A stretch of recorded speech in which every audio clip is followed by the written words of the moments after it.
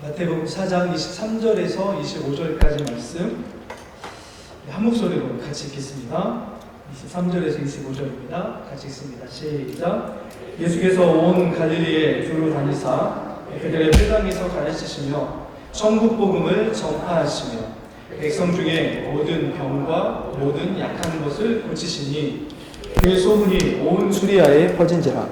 사람들이 모든 앓는 자 곧 각종 병에 걸려서 고통당하는 자, 귀신 들린 자, 간질하는 자, 중풍병자를 데려오니 그들을 고치시더라. 갈릴리와 데가볼리와 예루살렘과 유대와 요단강 건너편에서 수많은 무리가 따르니라. 아멘. 아멘. 하나님 나라에 대해서 지금 이제 살펴보고 있는데요.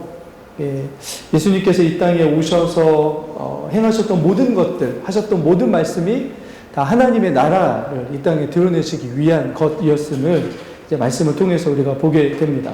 그런데 저희가 좀 바로 이제 잡았으면 좋겠다라고 생각되는 게 무엇이 있냐면 기적에 대한 것입니다. 기적, 표적, 능력, 이적, 이사 여러 가지 말들로 이야기하는 하나님 나라 안에서 예수님께서 행하셨던 그 기적이 과연 어떤 의미가 있는지를 좀 바로 잡고 그 다음에 그 하나님께서 하나님 나라 안에서 그것들을 왜 주셨는지를 우리가 좀 이렇게 우리 안에 다시금 되새겼으면 좋겠습니다. 우리가 이렇게 먼저 보면 이 기적에 대해서 좀 이 잘못된 생각들이 있습니다. 그걸 좀 볼 텐데요. 아까 마태복음 4장 23절 말씀을 한 번만 더 보여주실까요? 마태복음 4장 23절을 보시면, 자, 예수님께서 이 땅에 오셔서 하신 일을 사실은 다른 말씀에 보면 복음을 전파하시고 가르치시고 고치셨다, 치료하셨다라고 되어 있습니다. 그렇죠? 이게 사실은 각각의 것이 아니라 하나로 이렇게 뭉쳐질 수 있는 예수님께서 하셨던 일입니다. 자, 그런데 오늘 말씀에 보면 처음에 예수님께서 하셨던 것이 무엇이냐면 오셔서 가르치시고 천국 복음을 전파하셨습니다. 그리고 그 뒤에 뒤따라서 일어났던 일이 무엇이냐면 기적이었습니다. 그렇죠? 앞에 있는 두 가지가 예수님께서 이 땅에 오셔서 하신 일의 중심인데 그것을 뭐라고 말씀하셨냐면 가르치시고 전파하셨다. 그런데 이 가르치시고 전파하신 사역이 참된 하나님 나라를 드러낸다라고 하는 것을 보완하고 그리고 보증하고 그리고 이걸 돕기 위해서 나타났던 일이 뭐냐면 기적입니다. 기적이 원래 마지막 최종적인 목적이 아니라 이 기적이 나타났던 목적은 앞에 하셨던 가르치시고 전파하시는 사역을 돕기 위한 사역이었다는 것을 말씀하고 있는 거죠. 기적이 궁극적인 목적이 아니었습니다. 그걸 먼저 좀 알아야 될 것 같습니다. 그래서 말씀에서 보시면 예수를 그리스도로 인정하지 않았던 그 당시의 사람들까지도 예수님이 행하셨던 기적은 인정했습니다. 그런데 기적을 봤다고 해서 전부 다 예수님을 그리스도로 인정한 건 아니었습니다. 기적을 경험했다고 해서 예수님을 그대로 주라고 고백한 것도 아니었습니다. 그걸 통해서 기적이 가지고 있는 우리가 좀 이렇게 뭐라고 할까요? 오해가 뭐냐면 기적이 어떤 말씀의 능력보다 더 위에 있는 것처럼 생각되는 거죠. 지금도 이 기적을 행하면서 능력을 행하는 많은 사역자들이 있습니다. 그렇죠? 근데 자꾸 뭘 위에 두려고 하냐면 기적과 어떤 능력을 위에 두려고 하는 거죠. 그러나 기적과 능력은 예수님께서 이 땅에 오셔서 행하셨던 어떤 사역의 보완적인 사역이었음을 꼭 기억하셨으면 좋겠습니다. 한 가지 예를 들면 사복음서에서 예수님이 하셨던 일들을 막 다 가르쳐줬던 교회에 나중에 요한이 펜을 들어서 그 교회에 글을 씁니다. 그게 요한복음이죠. 요한복음 1장 1절이 뭐로 시작하죠? 태초에 능력이 계셨음이라고 말씀하지 않으십니다. 태초에 기적이 있었다라고 말씀하지 않으십니다. 태초에 뭐가 있었다고요? 말씀이 계셨다고요. 그러면 말씀으로 처음부터 계셨던 그분의 능력이 기적과 표적을 통해서 그분이 어떤 분이신지를 나타내는 그 어떤 능력보다 훨씬 더 어떠시다고요? 크시다고. 그러니까 마치 이런 것 같습니다. 이번에 미국에서 그 아르테미우스인가요? 아르테미이오선인가요? 해가지고 달에 지금 유인 우주선이 가서 보고 왔잖아요. 그래서 인류 역사상 처음으로 뭘 찍어서 보냈냐면 달의 뒤편을 찍어서 보냈다고 그런 이야기를 본 적이 있습니다. 대단한 것처럼 막 떠들죠. 자, 그런데 마치 그걸 대단한 것처럼 막 떠드는 사람들에게 이렇게 질문하는 거죠. 그러면 우리가 믿는 믿음 안에서 하나님이 달과 지구와 태양계를 말씀으로 만드셨는데 그러면 뭐가 더 능력 있는 거지? 라고 물어본다면 우리가 달나라로 우주선을 보내는 게 더 능력이 있는 것입니까? 하나님이 이 우주 만물을 다스리시는 그 말씀이 더 능력이 있는 것입니까? 비교가 안 되는 거죠.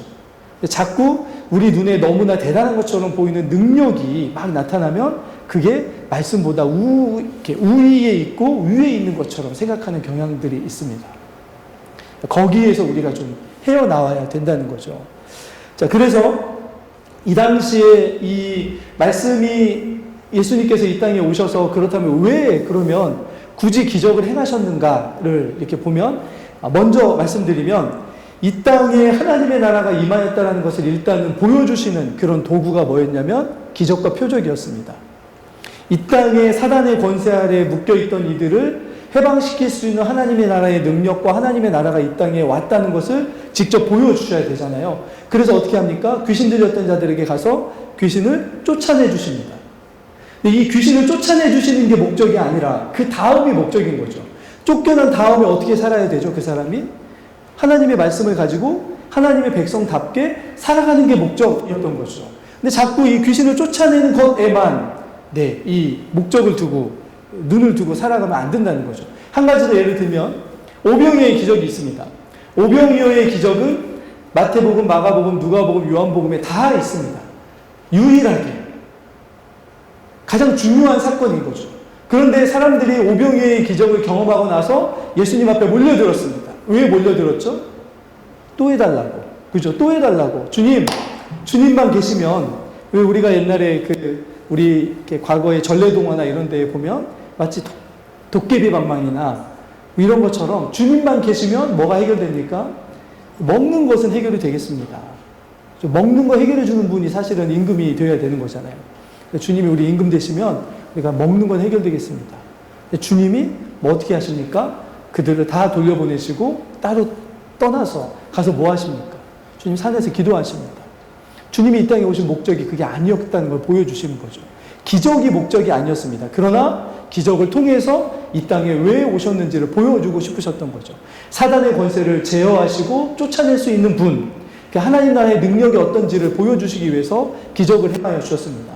두 번째는 기적을 통해서 보여주신 게 어떤 걸 보여주셨냐면 원래 하나님 나라가 어떠해야 됐는지를 보여주신 거죠. 그래서 처음 이 땅에 하나님이 우리에게 하나님의 이 창조의 세계를 만들어주신 이후에 우리가 누리기를 원하셨던 것, 그게 무엇입니까? 우리가 잘 이렇게 많이 이야기하는 것처럼 샬롬입니다. 샬롬, 다른 말로 하면 평강, 안식이란 뜻이죠. 그런데 그 평강과 안식이 뭐 때문에 우리가 살아가는 세상에서 계속 깨어집니까? 때로는 오병이어의 기적이 필요했던 것처럼 궁핍함, 때로는 죽음이 우리에게 가져다주는 질병, 그죠? 그리고 귀신의 세력이 가져오는 귀신 들림, 이런 것들이 우리가 살아가는 어떤 삶에서의 평강과 안식을 계속 깨뜨리는 거죠. 그런데 주님이 오셔가지고 뭘 해주십니까? 그런 것들을 다 해결해 주시는 것처럼 보이는 거죠. 왜요? 주님이 이 땅에 오셔서 제일 처음 하셨던 말씀이 무엇입니까? 회개하라. 하나님의 나라, 천국이 가까웠다라고 말씀합니다. 하나님의 나라가 이 땅에 오셔서 이제 하나님의 나라가 이루어지고 있는데 그 하나님의 나라는 어떤 곳이냐면 하나님의 능력과 하나님의 권세를 통해서 우리의 삶이 처음에 창조되었던 그 세계처럼 샬롬, 평강과 안식을 누리며 살아가게 된다라고 하는 것을 주님이 보여주시는 거죠. 그래서 그 안식을 깨뜨리는 것들을 주님이 해결하여 주시는, 그게 바로 기적의 이유이고 목적이었습니다. 그 자체가 목적이 아니고, 그러면 그 다음에 하나님의 나라가 우리 안에 임하였구나, 이 기적과 그 당시의 사람들이요, 기적을, 표적을 통해서 하나님의 나라가 임하였구나, 그러면 어떻게 해야 됩니까? 더 기적을 보여달라고 요청해야 됩니까? 아니죠. 주님이 하나님의 나라가 가까이 왔다고 하시기 전에 뭐 하라고 했죠? 회개하라. 하나님의 나라가 가까웠다. 그러면 뭐하고 하나님의 나라로 들어가야 됩니까? 자신이 그동안에 사단의 세력에 결박되어 있었던 어떤 그런 삶과 이 세속의 삶 속에서 보여주는 만족이 평강을 준다라고 착각하며 살아갔던 그 삶에서 벗어나서 그 삶은 참된 우리의 샬롬과 안식이 아닙니다, 주님! 이라고 고백하면서 참된 안식과 샬롬, 평강을 주시는 하나님의 나라로 제가 들어가겠습니다. 라고 하면서 회개하고 말씀을 따라서 들어가서 그 말씀을 따라서 하나님의 백성대로 살아가는 것, 그게 주님이 이 땅에 오셔서 이루고 싶었던 하나님의 나라였다는 것을 잊어버리지 않아야 되는 거죠. 그래서 주님이 처음에 말씀하셨던 게 가르치시고 선포하셨다고요. 하나님의 나라는 이런 거야. 나 말로만 그렇습니까? 그러면 하나님의 나라가 직접 임한 걸 보여줄게 라고 하면서 행하셨던 것이 바로 그것이었습니다. 그래서 우리가 그림을 하나 잠깐 볼까요? 보여주시죠. 우리가 하나님께서 이 땅에 천지를 창조하셨을 때 하나님의 나라가 이 땅에 이미 시작되었습니다. 근데 그게 왜 이게 흐트러졌습니까? 인간의 죄악 때문에 흐트러졌습니다.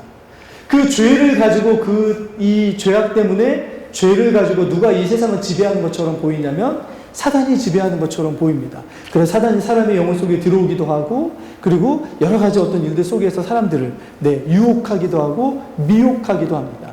우리가 유혹당하고 미혹당한다는 건 무슨 뜻입니까?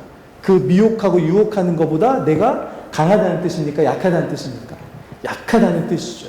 사단이 그래서 우리를 하와를 속였던 것처럼 간교한 괴계와 술수로 우리를 속여서 뭘 누리지 못하게 만듭니까? 하나님이 원래 우리를 창조하셨을 때 그 뜻과 그 안에서의 안식을 누리지 못하도록 사단은 계속해서 우리에게 방해 공작을 하는 존재인 거죠. 그런데 그 사단이 지배하고 있는 것처럼 보이는 그곳에 누가 이 땅에 오셨냐면 누가 오셨습니까? 예수님께서 이 땅에 오신 거죠. 그럼 예수님께서 이 땅에 오신 목적이 무엇이냐면 옅어 보이고 없는 것처럼 보이는 하나님의 나라가 이미 이 땅에 이루어지고 있었음을 보여주시는 거죠. 그것이 무엇입니까? 뭘 통해서 보여주신다고요? 말씀을 선포하시는데 그 말씀이 하나님 나라의 말씀이라는 것을 증거하기 위해서 뭘 행하셨다고요? 기적과 표적을 행하셨다고요. 그게 원래 기적과 표적의 목적입니다. 그래서 기적을 다른 말로 하면 표적, 예수님이 누구신지를 보여주기 위한, 예수님이 이 땅에 왜 오셨는지를 보여주기 위한 것이지. 자, 그래서 우리가 먼저 착각하지 말아야 되는 게 무엇이냐면 예수님이 행하셨던 기적들은 그분이 하나님이시라는 걸 보여주는 것이 목적이 아니었습니다. 이거 좀 오해하시면 안 됩니다. 예수님이 행하셨던 그 표적들은 죄송한 이야기지만 그 당시에 사람들도 행할 수 있었던 일들이었습니다. 그 당시에 이미 자신들이 가지고 있는 특별한 능력으로 귀신을 쫓아내는 일들이 있었을까요? 없었을까요? 있었습니다. 그러니까 예수님도 그러잖아요. 야, 그러면 니네 아들들이 귀신을 쫓아내는 거는 누구의 능력을 가지고 하는 거야? 라고 이 유대인들에게 반문하시잖아요. 이미 그 당시에 이 자료들을 살펴보면 어떤 이들은 솔로몬의 이름으로 귀신을 쫓아내는 일이 있었습니다. 내가 솔로몬의 이름으로 귀신을 쫓아낸다. 이런 이들이 이미 있었어요. 그 당시에. 그리고 병을 고치는 이들이 있었을까요? 없었을까요? 있었습니다. 그러니까 병을 고치고 귀신을 쫓아내는 것이 예수님만이 하시는 일이 아니었습니다. 그걸 알아야 됩니다. 죄송한 이야기지만 지금 이 시대에도 기독교가 아닌 다른 종교에서도 병 나는 일이 있을까요? 없을까요? 있습니다, 여러분. 귀신 쫓겨나는 일이 있을까요? 없을까요? 있어요. 그래서 그 일만이 예수님이 하나님이시다라고 드러내는 그것이 증거는 아니라는 것을 알아야 되는 거죠. 그러나 보시면 예수님께서 그런데 그 당시에 예수님이 행하셨던 기적을 본 사람들이 예수님이 나중에 제자들에게 물어보잖아요. 야, 사람들이 나를 뭐라고 부르냐? 그러니까 사람들이 뭐라고 대답합니까? 하나님이십니다라고 대답하는 게 아니고 선지자라고 얘기합니다라고 얘기하죠. 그러면 예수님이 행하셨던 일들은 누가 이전에 했던 일이라고요? 선지자들이 했던 일이다라는 걸 알 수 있는 거죠. 하나님이시다라고 드러내려고 했던 일은 아니었다라는 겁니다. 그런데 자꾸 우리는 어떤 기적과 이적이 나타나면 그게 예수 그리스도가 하나님이심을 드러내는 어떤 거라고 착각하게 되는 거죠. 아닙니다, 여러분. 그걸 우리가 먼저 좀 분별해야 됩니다. 구약시대의 엘리야와 엘리사 선지자 같은 이들이 죽은 이들까지 막 살려내고 했기 때문에 이제 오시기로 약속했던 그 선지자입니다 라고 이야기했었습니다. 그런데 반대로 어떤 이들은 예수님이 능력을 행하시니까 오히려 더 예수님을 부인하는 이들이 있었습니다. 마가복음 3장 22절 한번 보여주시겠습니까? 자, 같이 한번 읽어보겠습니다. 같이 읽습니다. 시작. 예루살렘에서 내려온 서기관들은 그가 바알세불에 죽였다나 또 귀신의 왕을 흘리고 귀신을 쫓아낸다. 네. 예수님이 막 기적을 행하고 다니시니까 사람들이 와, 저분이 이 땅에 오신 하나님이시구나, 하나님의 아들이시구나 이렇게 고백을 하거나 메시아이구나 이렇게 고백을 해야 되는 것이 아니고 그렇게 된 것이 아니고 오히려 예수님이 전혀 능력을 행할 수 있는 것처럼 보이지 않았던 예수님께서 능력을 행하시니까 저 사람이 행하는 것을 누구의 능력으로 행한 거라고요? 귀신의 왕의 능력으로 행하는 것이다. 능력이 크긴 하지만 능력이 크기 때문에 오히려 더 어떤 귀신이 들어왔다고요? 네, 더 큰 귀신의 왕이 들어왔다라고 이렇게 합니다. 예수님이 표적을 행하시는 것 때문에 사람들이 예수님을 믿었던 것만은 아니었다는 거죠. 표적이 심취하며 잘못하면 표적에 얽매이게 됩니다. 그게 아니라 예수님은 이 행하셨던 일을 통해서 예수님이 이 땅에 왜 오셨는지를 보여주신 것이었다는 것을 좀 기억해야 됩니다. 자, 두 번째로 예수님이 행하셨던 기적들은 자, 마태복음 16장 말씀을 한번 보시겠습니까? 마태복음 16장 말씀 같이 한번 읽어보겠습니다. 같이 읽습니다. 시작. 바리새인과 사두개인들이 와서 예수를 시험하여 하늘로부터 오는 표적 보이기를 청하니 악하고 음란한 세대가 표적을 구하나 요나의 표적밖에는 보여줄 표적이 없느니라 하시고 그들을 떠나가시니라. 사람들이 아니 하늘에서 왔다고 하시는데 그러면 하늘에서 오신 분의 어떤 표적을 보여줘 보십시오. 그러면 우리가 믿겠습니다 라고 얘기를 한 거죠. 그런데 예수님이 뭐라고 말씀하십니까? 내가 하늘에서 왔다는 걸 너희들에게 증거하기 위해서 표적을 행할 게 하나도 없어 라고 말씀하시는 거죠. 그것 때문에 표적을 행하시는 게 아니라는 거죠. 오히려 예수님께서 이 땅에 하늘에서 오신 하나님의 아들이심을 보여줄 수 있는 유일한 표적을 뭐라고 말씀하십니까? 여기 4절에 뭐라고 얘기하죠? 요나의 표적입니다. 요나의 표적은 어떤 표적입니까? 요나가 물고기 뱃속에서 이틀을 지나고 3일째 다시 나왔던 것처럼 예수 그리스도께서 마치 죽음의 어둠 속에 들어가셔서 죽음을 경험하시고 그리고 다시금 부활하시고 십자가와 부활의 그것만이 예수님이 이 땅에 오셔서 그분이 누구신가를 드러낼 수 있는 유일한 표적이라고요. 다른 것들은 이것이 진짜라는 걸 보여주기 위한 표적이지 그 자체가 귀신이 쫓겨나갔다고 해서 아니면 병이 고쳐졌다고 해서 그게 예수님이 어떤 분이신지를 100% 드러낼 수 있는 그 전부는 아니라는 것을 주님이 말씀하십니다. 진짜 표적은 뭐라고요? 십자가와 부활이라고 말씀합니다. 십자가와 부활. 우리의 믿음은 그래서 거기에서 시작돼야 되는 거죠. 물론 이제 나중에 얘기하겠지만 아무런 쓸모가 없다는 이야기를 하는 게 아닙니다. 목적과 이것의 의미를 바로 알아야 된다는 거죠.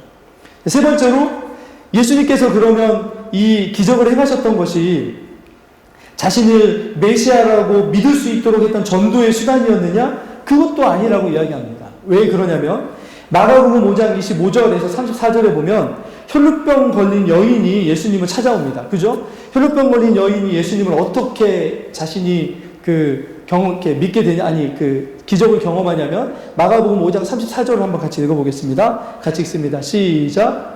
예수께서 이르시되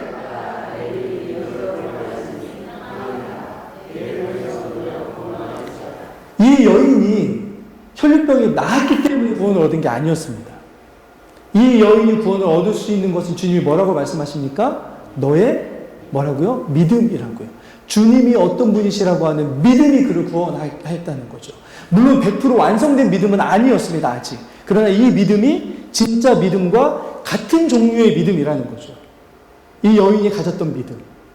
예수 그리스도만이 나를 구원하실 수 있는 유일하신 분이시라고 하는 그 믿음. 그 믿음으로 예수님의 옷자락을 만졌던 그 믿음. 이 여인이 경험했던 혈루병이 나은 어떤 기적이 너 기적 때문에 네 믿음이 기적 때문에 네가 구원받은 거야라고 말씀하지 않으셨다는 것을 주님은 그렇게 자신을 메시아인지를 드러내지 않으셨습니다. 또 한 번 있습니다. 마가복음 2장에 보면 예전에 한번 말씀드렸던 것처럼 예수님이 집 안에서 막 말씀을 전하고 계시는데 갑자기 막 위에서 뭐가 떨어졌습니까? 흙더미와 뭐가 막 우수수 떨어졌습니다. 그러니까 사람들이 놀라서 바라보니까 어떤 일이 벌어졌습니까? 이 지붕 위가 갑자기 막 뜯겨져 나가는 거죠. 그리고 지붕에 구멍이 뚫렸습니다. 큰 구멍이. 근데 이제 거기 구멍만 뚫린 게 아니고 뭐가 내려옵니까? 들것에, 줄에 매는 들것에 사람이 위에서 내려왔습니다. 그런데 주님이 이 중풍병자에게 뭐라고 말씀하십니까? 2장 5절 한번 읽어볼까요? 같이 읽습니다. 시작.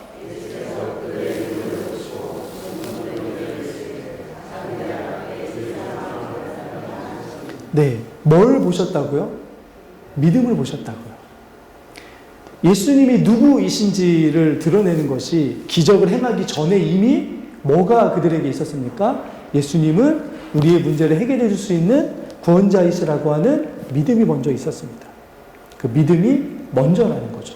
그 믿음이 먼저.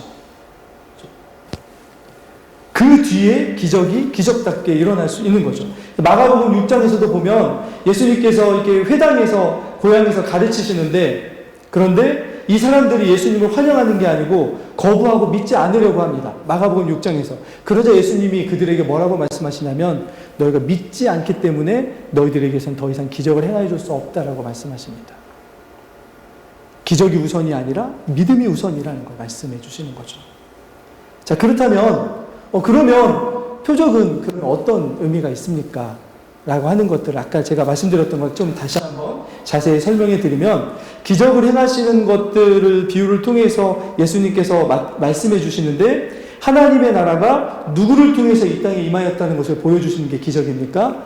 예수 그리스도를 통해서 임하였다는 걸 보여주시는 게 기적이었습니다. 예수님이 이 땅에 그 하나님의 나라를 이루러 오신 분이시라는 사실을 보여주시는 이 일이 무엇이냐면 이 기적을 행하는 것이었습니다.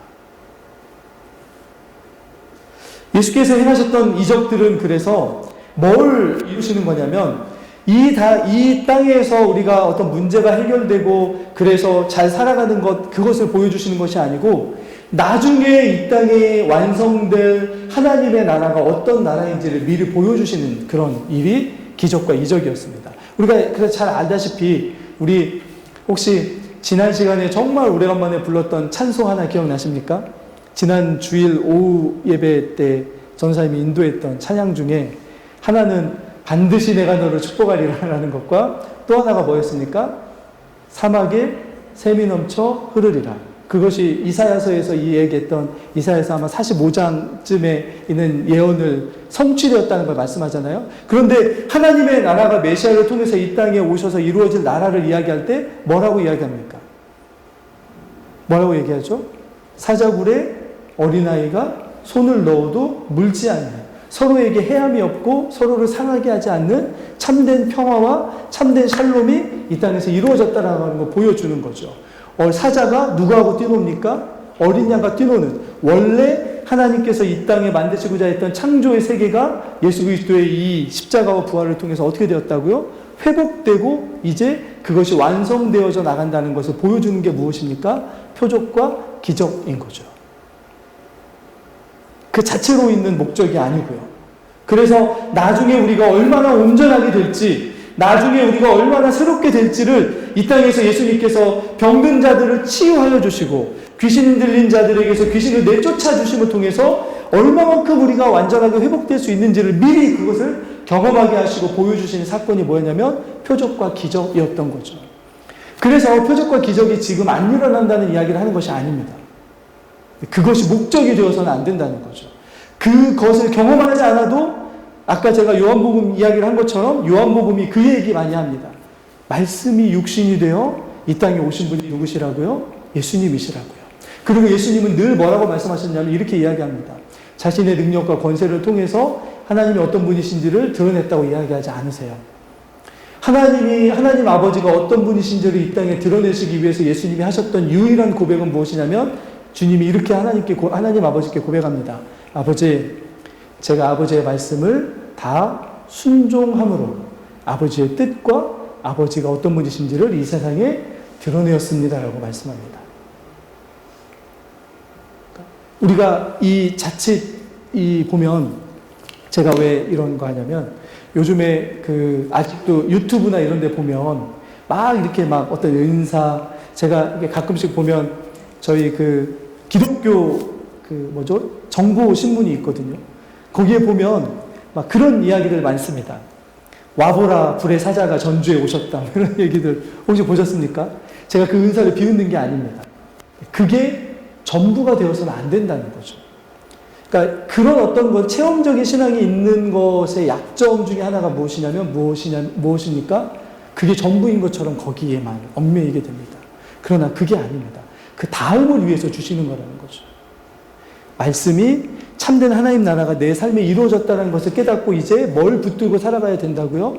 주님이 주신 말씀을 주님이 순종하시는 것처럼 주님이 이 땅에 하나님의 나라가 임하였다는 것을 하나님 아버지의 말씀에 100% 순종하심으로 보여줬던 것처럼 우리도 이 땅에서 내가 하나님의 나라에 들어갔다는 것을 뭘로 보여준다고요? 말씀에 순종함으로 보여주는 것. 그게 하나님 나라가 우리 안에 임하였다는 것입니다. 그래서 우리가 이전에 말씀을 순종하지 못했던 우리의 본성과 우리의 자아가 하나님의 말씀에 순종하게 된 것이 기적인 거잖아요. 그것보다 더 놀라운 기적이 없는데도 불구하고 자꾸 뭔가가 더 있을 것이다. 뭔가 더 누려야 된다라고 생각하는 것들이 있습니다. 여러분, 제가 한 가지 제 이야기를 해드리면, 제가 대학교 때 섬겼던 그 선교단체가 굉장히 은사적인 선교단체였습니다. 그래가지고 기도할 때 저희가 금요일날 10시부터 시작해서 새벽 4시까지 기도했거든요. 기도하면 정말 거기에 한번 신입생을 이렇게 초청하는 그 초청잔치가 있었는데 저희가 초청자들을 위해서 막 기도하고 있었는데 초청자들이 왔다가 저희 기도하는 모습 보고 다 도망갔습니다. 여기 사람들 다 미쳤다고 저희가 막 쫓아갔는데 따라오지 말라고 하면서 막 도망가더라고요. 왜 그랬냐면 방언을 못하는 친구들이 없었습니다. 콧물 막 다 쏟아가면서 막 하는데 전혀 막 사람들이 못 알아듣는 말을 기도하니까 이 사람 처음 보는 사람들이 어떻겠습니까? 여기 미친 데구나 생각하고 막 다 도망갔습니다. 근데 제 경험을 잠깐 말씀드리면 제가 이걸 다 이렇게 똑같이 이렇게 적용시키는 건 아닌데 저는 하나님께 방언을 달라고 기도해 본 적이 없습니다. 왜냐하면 그게 뭔가 그것이 전부가 아닌 것 같다라는 생각이 있었기 때문에 주님 저는 굳이 안 주셔도 됩니다. 네, 굳이 안 주셔도 됩니다, 주님. 사실 제가 교만했습니다. 그렇게 저 굳이 안 주셔도 됩니다. 근데 제가 방언의 은사를 받은 적이 있습니다. 어떻게 받았냐면 그 신입생 수련회를 갔거든요. 저기 소양에 가면 시온산 기도원이라고 수양산 기도원이라는 곳 가기 전에 오른쪽에 산으로 올라가면 옛날에 기도원이 하나 있었습니다. 지금 약수터 뭐 이렇게 바뀐 걸로 알고 있는데 거기 온 사람이 뭘 위해 기도했냐면 밤새 뭐 위해 기도했냐면요. 하나님이 우리에게 살아계심을 증거를 얻기 위해서 뭘 기도하냐면 은사를 위해서 막 기도합니다. 근데 저는 그게 아니었습니다. 막 구원받지 못한 가족을 위해서 기도하고 막 하는데 갑자기 앞에 인도하시는 분이 방언 못 받은 사람 손 들어요. 아주 저는 상관없으니까 저 못 받았습니다. 저 못 받았습니다. 제 옆에서 저를 위해서 기도해줬던 저희 가르쳤던 분이 재홍 형제님 손 내리세요. 그래가지고 아니, 안 받아도 되는데 뭐 그랬는데 지금 방언하고 있어요. 그러는 거예요. 이상하다. 나는 뭐 없는데. 그런데 그러니까 뭐냐면 제가 뭐 은사를 받고 그런 걸 이야기하려고 하는 게 아니고요. 그게 전부가 아니고 그러니까 하나님이 자신이 뜻하시는 어떤 일들을 이루시기 위해서 때로는 은사를 주시기도 하시고 은사가 안 일어나기도 하시고 하십니다. 저는 그거 귀중한 거긴 하지만 그렇다고 해서 막 그렇게 얻은 게 아니었습니다. 그러면서 제가 깨달았던 게 뭐냐면 이거였습니다. 나에게 이렇게 주신 것은 하나님이 이거보다 더 능력 있고 더 소중한 게 있다는 걸 알려주시기 위함이다. 그게 뭐냐면 그게 저에게는 말씀이었습니다. 저는 방언을 하고 은사를 경험했음에도 불구하고 하나님이 안 믿어질 때가 정말 많았습니다. 왜냐하면 죄송한 얘기지만 다른 종교에도 방언이 있습니다, 여러분. 신비주의적인 종교 안에 방언이 있어요. 제가 그런 걸 미리 알았기 때문에 방언을 하고 한다고 해서 막 기쁘거나 전혀 그러지 않았습니다. 근데 정말 제일 기뻤을 때는 뭐냐면 말씀을 제가 믿을 수 있게 되었을 때였습니다. 전 정말 의심이 많은 자였거든요. 정말로 회의주의자였고 말씀이 안 믿어져서 불교서적, 도교서적 뭐 이런 걸 읽어가면서 하나님 안 계실 거라는 걸 내가 증명하겠다 뭐 이렇게 살았던 사람이었습니다. 근데 어느 순간에 제가 말씀을 믿고 있는 거예요. 병이 고쳐지고 죽었던 자가 살아난 것보다 저는 제가 하나님을 믿게 되었다는 것보다 더 큰 기적이 제게 없었습니다. 주님이 우리에게 그걸 보여주고 싶으신 거죠. 진짜 살려야 되는 거는 우리의 자아이잖아요. 우리 영혼이잖아요. 병이 고쳐진다고 해서 우리의 자아가 살아나지 않습니다, 여러분. 왜냐하면 누가복음에 보면 우리가 잘 알다시피 10명의 문둥병자들이 와서 예수님께 어떻게 받습니까? 뭘 받습니까? 너희가 가서 제사장에게 몸 보여줘라 하니까 치유받았습니까? 못 받았습니까? 10명이 다 받았습니다. 그런데 몇 명이 예수님께 돌아와서 감사하다고 표현합니까? 한 명만. 9명은 질병 치유를 못 받았기 때문에 안 왔습니까? 아니죠. 치료받았지만 주님께 오지 않았습니다. 뭔가 우리에게 굉장히 중요한 걸 시사하고 있지 않습니까? 그래서 하나님의 나라가 이 땅에 오실 때에 이 땅에서 우리에게 오는 죽음이 주는 그림자들이 있습니다. 그것이 무엇이냐면 질병입니다. 질병은 우리에게 뭘 보여줍니까? 질병이 우리에게 뭘 보여주죠? 나중에 우리가 이 질병과 같은 우리가 연약함과 우리 스스로 우리의 삶을, 몸을 지배할 수 없는 우리의 나약함 때문에 결국에는 어디까지 가게 된다고요? 죽음에 이르게 될 거라는 사실을 질병이 보여줍니다. 근데 주님이 이 땅에 오셔서 질병을 쫓아내 주십니다. 그러면 주님은 무엇을 주실 수 있는 분이라는 사실을 우리에게 보여줍니까? 영원한 생명을 주시는 분이라는 사실을 보여주시는 거죠. 그 죽음을 정복할 수 있는 분이라는 걸 보여주시는 거죠. 죽음이 이 땅에서 주는 여러 가지 어떤 증상들이 있지만 하나님의 나라가 그것들을 전부 다 정복할 수 있다라고 하는 능력을 보여주시는 게 기적이었습니다. 그 기적에 대해서 그래서 임시적으로 이 땅에서 보여주었던 그런 것들이 복음 선포를 위한 보조적인 수단으로 기적이 왔던 거지 그 자체가 목적으로 우리에게 주어진 적이 없다라는 것을 우리가 분명히 알아야 됩니다. 그래서 여러분 예수님께서 이 땅에 오셔서 자 보시면 예수님께서 이 땅에 오셔서 어떤 하나님의 나라를 이루실 것인지를 구약에서 분명히 약속하셨습니다. 그런데 중요한 것은 무엇이냐면 한 번도 병을 고치거나 막 이런 어떤 것들로만 이야기하신 게 아니고 뭘 이야기하시냐면 우리가 잘 알고 있는 이사야서 53장을 한 번만 볼까요? 우리 한번 오늘 찾아보겠습니다. 3절과 4절을 한번 일단 3절부터 읽어보겠습니다. 같이 읽습니다. 시작. 그는 멸시를 받아 사람들에게 버림받았으며 간고를 많이 겪었으며 질고를 아는 자라. 마치 사람들이 그에게서 얼굴을 가리는 것 같이 멸시를 당하였고 우리도 그를 귀히 여기지 아니하였도다. 누구에 대한 말씀이라고 우리가 알고 있습니까? 예수님, 메시아이신 예수님에 대한 말씀이라고 이야기합니다. 그런데 사람들이 그분이 행하신 능력과 기적과 이런 걸 통해서 환호하고 받아들이고 했다라고 이야기하고 있지 않고 도리어 어떻게 된다고요? 멸시와 질구를 당하게 될 거라고 말씀합니다. 4절도 한번 볼까요? 그런데 그분이 당하시는 멸시와 질고와 수치가 뭐가 되냐면 4절을 볼까요? 같이 읽습니다. 시작. 그는 실로 우리의 질고를 지고 우리의 슬픔을 당하였거늘 우리는 생각하기를 그는 징벌을 받아 하나님께 맞으며 고난을 당한다 하였도다. 우리가 담당해야 될 우리의 죄 때문에 우리가 담당해야 될 질고와 슬픔을 누가 대신 담당하셨다고요? 주님이 우리에게서 죽음을 내쫓아 주시고 죽음이 주는 질병을 내쫓아 주심으로 우리의 이 죄의 것들을 감당해 주신 게 아니고 담당하신 것이 아니고 우리가 죄 때문에 져야 될 질고와 슬픔을 주님이 대신 짊어져 주심으로 우리를 구원하셨다.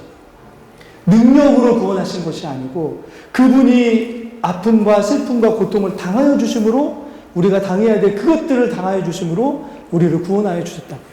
그래서 오늘 5절 말씀 한번 볼까요? 5절 말씀 읽겠습니다. 시작. 그가 찔림은 그가 상함은 우리의 죄악 때문이라. 그가 징계를 받았으므로 우리가 평안을 누리고 그가 채찍에 맞음으로 우리가 나음을 얻었도다. 그가 우리에게 능력으로 우리를 고쳐주심으로 나음을 입었고 그가 우리에게 귀신을 쫓아내주심으로 우리가 해방을 입었고 샬롬을 이루었다라고 이야기하고 있지 않습니다. 여러분. 주님이 이 땅에 오셔서 하나님의 나라를 이루시는 방법은 기적이 아니었습니다. 기적이 아니고 무엇이었습니까? 우리 대신 질고를 당하시고 우리 대신 아픔을 당하시고 우리 대신 채찍을 맞으시고 우리 대신 십자가를 지심으로 우리를 구원하신 거지 기적은 그분이 이 땅에 그런 분으로 오시는 분이라는 걸 보여주시는 사건에 불과하지 그때 주님이 이 땅에 오신 목적이 아니었다라는 거죠. 이게 순서나 위치나 이게 무게중심이 뒤바뀌면 안 됩니다. 자꾸 기적을 경험해야만 자신이 하나님의 어떤 나라에 있다라고 생각하는 그런 어떤 분들에게 이 말씀이 꼭 필요하다라고 생각이 됩니다. 주님은 먼 훗날 이 땅에 우리가 우리에게 완성될 하나님의 나라는 그분이 구약에 예언된 대로 고난당하시고 그분의 겸손하심과 그분의 죽음을 통해서, 그래서 여러분 마태복음 28장 18절에서 20절에 보면 주님이 마지막으로 제자들에게 뭐라고 말씀하십니까? 하늘과 땅에 있는 모든 권세를 누구에게 주셨다고요? 예수님께 주셨다고요. 제가 예수님 아닙니다. 예수님께 주셨다고요. 왜요? 그분이 하나님이 구약의 선지자들을 통해서 말씀하신 대로 이 질고를 당하심으로 우리에게 평화를 주시고, 그죠? 수치와 모욕을 당하심으로 우리를 낫게 하시는 그 사역을 하셨기 때문에, 그래서 뭘 주신다고요? 하늘과 땅에 있는 모든 권세를 아버지 하나님께서 누구에게 주신다고요? 예수님께 주신다고요. 그래서 그분이 시작하신 하나님의 나라를 이 땅에서 완성해 가신다고요. 그 능력으로 아버지 하나님께 받아요. 그게 하나님 나라에 대한 그림입니다. 자꾸 한쪽에만 치우치다 보면 하나님 나라에 우리를 전인격적으로 구원하시려고 하시는 하나님 나라의 어떤 것들을 우리가 누리지 못하게 되어버립니다. 특별히 기적과 이적에 얽매이다 보면 어떤 게 되냐면 기적과 이적을 행하는 사람에게 종속되는 일들이 일어납니다. 위험한 일이죠. 주님은 이 땅에서 우리에게 유일하게 하나님 나라에서 예수 그리스도의 종으로 살라고 말씀하셨지, 죄송하지만 일개 저 같은 목회자의 종으로 살라고 부르신 적이 없으십니다. 하나님과 함께 1대1로 만나 전인격적으로 치유함을 받아 참된 하나님이 주시는 평강과 안식과 이 우리가 주시는 은혜를 누리며 살아가도록 불러주신 게 우리를 구원하신 주님의 목적이잖아요. 그래서 우리를 뭐라고 말씀하십니까? 그러므로 여러분들 안에 성령이 거하시는 하나님의 전이 여러분이 되신 줄을 여러분 알지 못하십니까? 라고 바울이 되묻잖아요. 우리가 스스로 100% 다 할 수는 없지만 교회 공동체 안에서 말씀을 통해서 하나님이 원하시는 것이 무엇입니까?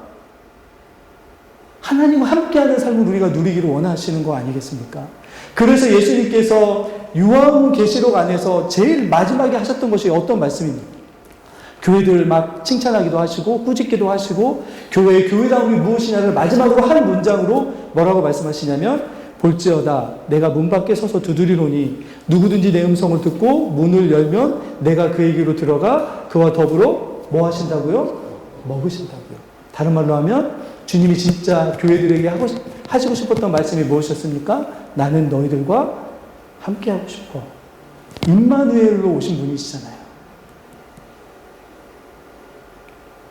그 당시에 교회들 안에도 표적과 기적과 이적들이 있었습니다. 요한복음을 쓴 이유가 그것에 담겨져 있습니다. 표적과 기적과 이사들이 막 나타남에도 불구하고 교회 안에 하나님의 영광과 하나님을 사랑함과 하나님에 대한 어떤 것들이 왜곡되는 것들을 요한이 본 것 같아요. 그러자 여러분, 주님이 이 땅에 오신 목적은 표적을 통해서 기적을 행하실 수 있으신 분이셨지만 그게 목적이 아니라 말씀이 육신이 되어 이 땅에 오신 분이십니다. 여러분, 말씀이 아니고는 우리가 전인격적으로 거듭나 하나님이 원하시는 하나님의 자녀로 바꾸어지는 역사는 일어날 수 없습니다. 여러분, 이렇게 외치는 게 요한복음입니다. 주님이 그 길을 걸어갔지 않으셨습니까? 주님이 표적과 이적을 행하셨지만 아버지 하나님께 기도하실 때마다 뭘 기도하셨냐면, 아버지 하나님의 뜻과 하나님의 일을 제 삶에 이루어지게 해주십시오라고 그렇게 기도했던 분이 주님이십니다. 더 큰 능력을 행하여 주십시오. 한 번에 10만 명을 먹일 수 있게 능력을 주십시오라고 기도하신 적이 없으십니다. 주님은.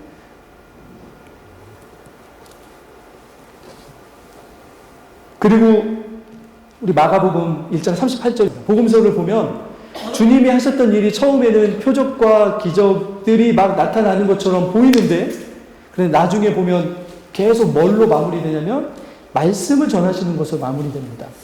예수님께서 12명의 제자들과 70인 전도대를 보내십니다. 어떤 능력을 주십니까? 저들이 돌아와서 뭘 고백하죠? 주님의 이름으로 뭐가 떠나간다고요? 귀신이 떠나가는 걸 저희가 이제 제일 먼저 자랑하는 게 뭐였습니까? 귀신이 떠나가는 거였습니다. 주님, 저희들도 주님처럼 능력을 행합니다 하고 막 너무 신나서 얘기했습니다. 그런데 주님이 그들에게 아주 찬물을 확 끼얹으시죠. 그래? 너희가 내 이름으로 귀신을 쫓아내는 것 때문에 기뻐하지 말고 오히려 뭐 때문에 기뻐하라고요? 너희 이름이 하늘의 생명책에 기록된 걸 기뻐해라. 그게 진짜다라고 말씀하시는 거죠.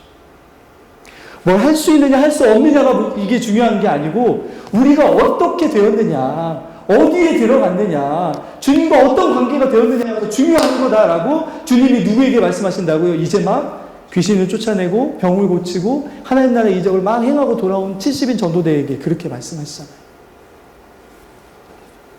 주님의 진정한 목적은 전도이셨습니다. 말씀을 통해서 하나님의 나라를 믿음으로 들음으로 깨닫고 하나님 나라로 들어오는, 하나님 나라로 침입해 들어오는, 하나님 나라가 보화이고 보배라는 것을 깨닫고 자신이 가진 것 모든 걸 다 내려놓고라도 들어올 수 있더라 참된 믿음을 고백하는 그런 사람들, 그런 사람들을 불러주시는, 그런 사람들로 불러주시는, 그게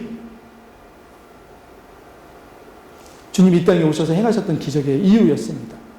그래서 주님이 행하셨던 기적들은 그분이 어떤 하나님의 나라를 이루시려고 하는 걸 보여주시는 거죠. 폭풍과 거센 파도를 잠잠케 하시는 기적을 행하셨던 것도 주님은 어떤 분이시라는 것을 말씀해 주시는 겁니까? 출애굽기에 모세가 하나님의 능력을 통해서 이스라엘 백성들을 출애굽하셨던 것보다 주님은 더 큰 하나님이심으로 모든 사람들을 주의 권세에서 구원해질 수 있는 그런 하나님이심을 드러내려고 하셨던 이적들도 있었던 거죠. 사단의 세력들을 잠잠케 하시고 승리하신 그런 주님이심을 말씀해 주십니다. 그래서 여러분, 아까 제가 말씀드린 것처럼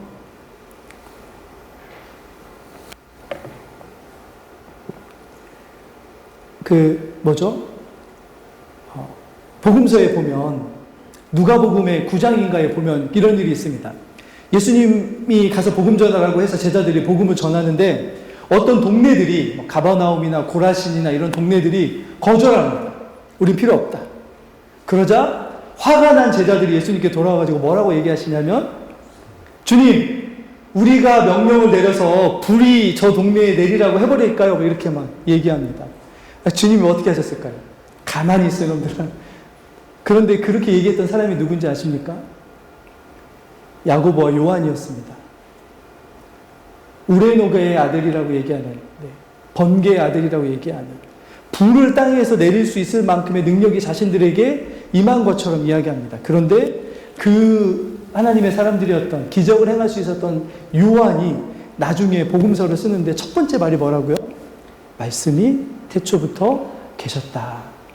그 말씀 안에서만 우리가 참된 하나님 나라의 백성으로서 우리의 인격이, 우리의 아는 것, 지, 우리의 감정, 정, 하나님을 사랑하는 것, 그리고 우리의 의지가 말씀을 통해만 하나님의 나라의 백성으로서 거듭나고 변화되어갈 수 있는 것입니다. 그러면서 자신의 이야기를 거기에 덧붙이는 거나 마찬가지예요. 여러분, 저도 예전에는 불 내리게 하고 막 이런 것들이 하나님 나라라고 생각했습니다. 근데 그게 아니고 뭐가 하나님 나라입니까? 말씀이 내 안에 들어와서 내 안에 하나님을 온전히 사랑하게 만들고, 그리고 하나님의 뜻 가운데 내가 살아가도록 하나님의 백성이 되게 만들어주신 것은 말씀입니다, 여러분. 이게 요한복음의 요지인 거죠. 믿음은 거기에 있습니다. 흔들려서는 안 되는 거죠.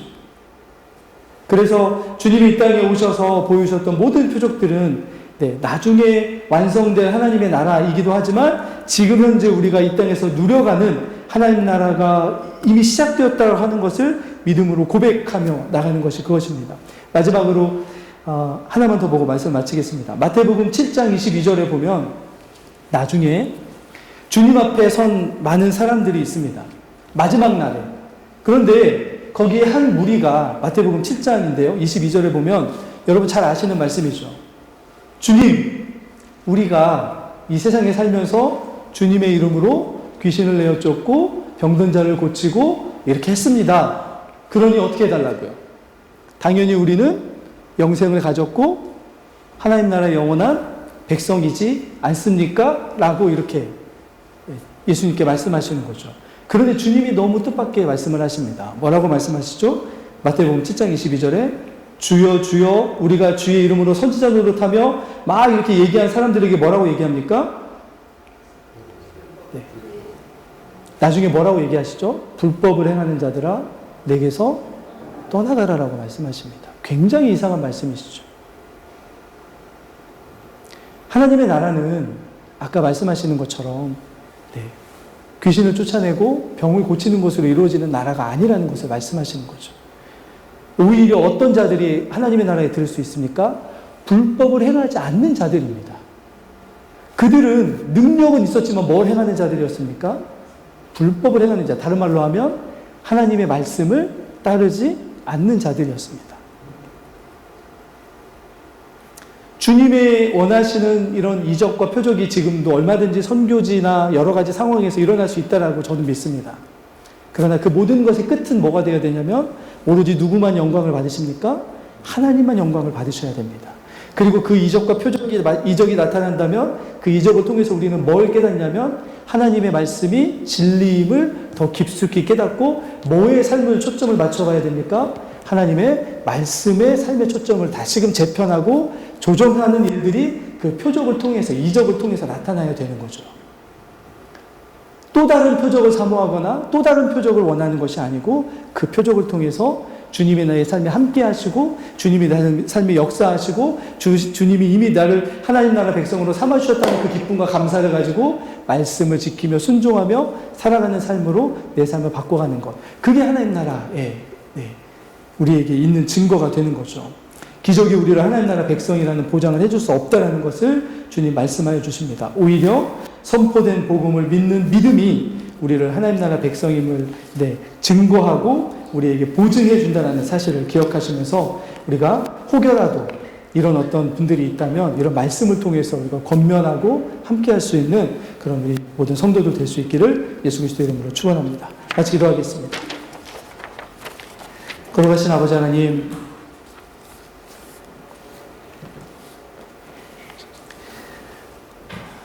우리에게 주신 하나님의 말씀이 얼마나 놀랍고 얼마나 능력이 있는지를 우리가 깨달으며 살아가게 하여 주시옵소서. 하나님, 이전에 다윗도 자신의 음악을 통해서 귀신이 쫓겨가는 능력이 있었지만 그가 시편을 통해서 고백했던 것은 하나님 말씀이 송이꿀보다 달다라고 하는 하나님의 그 말씀에 대한 고백이었음을 우리가 마음에 새기게 하여 주시옵소서. 하나님, 주님 앞에 섰을 때 우리가 주님 나라의 백성으로서 살아갔다라고 하는 유일한 증거는 주님의 법대로, 주님의 말씀대로 살아왔다라는 그것밖에 없음을 기억하며 우리가 주님 이 말씀을 더 소중하게 생각하고 주님 말씀을 통해서 내 삶에 하나님의 뜻을 이루어가는 하나님의 백성으로 살아갈 수 있도록 인도하여 주시옵소서. 때때로 혹여나 우리에게 주님이 주시는 놀라운 기적 같은 일들이 있다면 그것을 통해서 오로지 하나님만 영광 받을 수 있으시도록 하나님께 감사하며 찬송하며 우리의 삶에 그런 역사를 주셨던 하나님께서 왜 그런 일을 주셨는지를 생각하며 우리의 삶을 통해 하나님 나라를 더 드러내는 데 열심을 낼 수 있는 충성과 헌신이 우리 가운데 일어나게 하여 주시옵소서.